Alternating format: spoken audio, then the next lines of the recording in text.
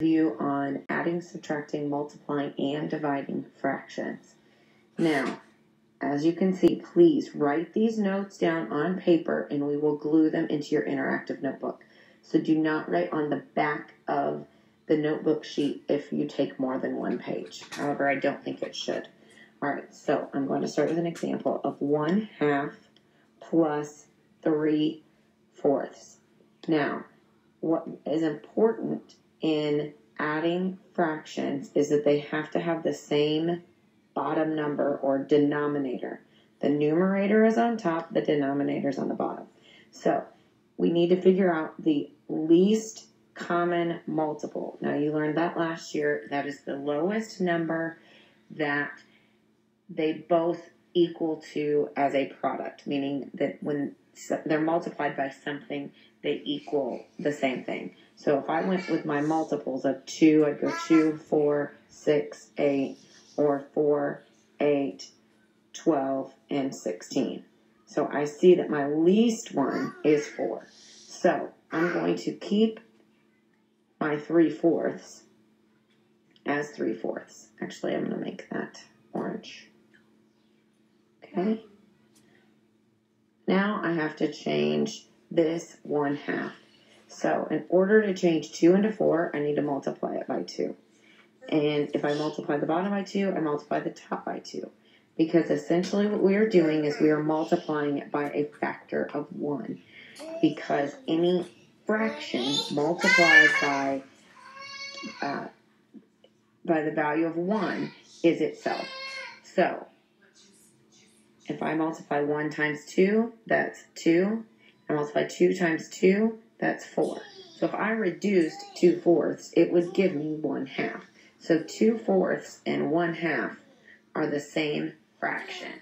This is just the 2/4 is just a larger version of it. So now I go ahead and I just add across the top, and I keep the denominator. So my final answer is 3, 4, 5, 5/4. But we don't like to leave things in improper fractions. So we need to go and we need to change this. So to change an improper fraction, we divide the top by the bottom. 4 goes into 5 one time with 1 left over. So that becomes 1 and 1/4. Because this represents the whole number. This represents the numerator. This represents the denominator. Okay, so that is going to be this is adding. Subtracting is done the same way.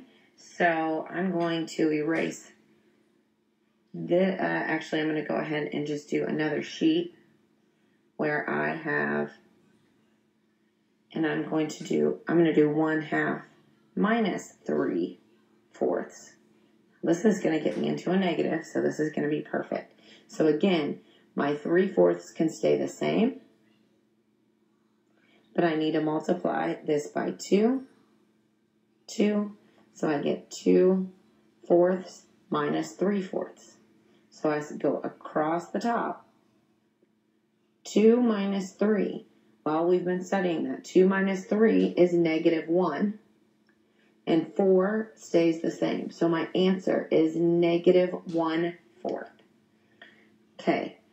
So, again, with adding and subtracting, just make sure that they have the common denominator. Now multiplying, that's easy. 1/2 times 3/4.